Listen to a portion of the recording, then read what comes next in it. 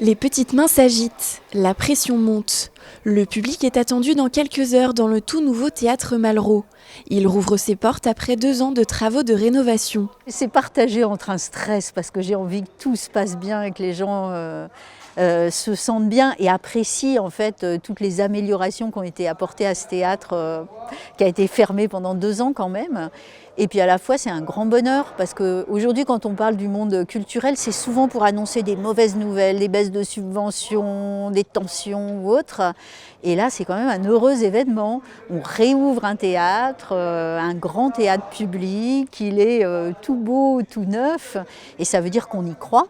Qu'on y croit qu'il y a besoin de théâtre, d'imaginaire, d'art dans un territoire. Dans la grande salle, le nombre de places reste le même. Les 935 fauteuils ont été changés pour plus de confort. Des espaces pour les personnes à mobilité réduite ont été aménagés près de la scène. Le bois et le béton ont permis d'améliorer l'acoustique de la salle.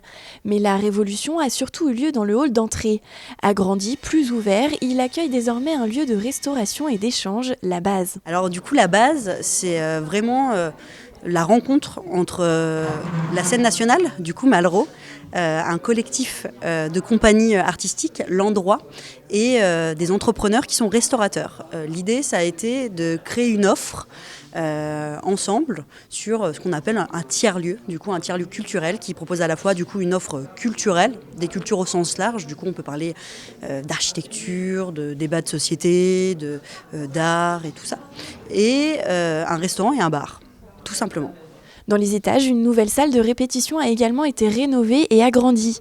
Une salle de création a également vu le jour. Vous voyez, on l'utilise, on en fait un vrai laboratoire pour essayer d'écrire une performance qu'on va faire tout à l'heure.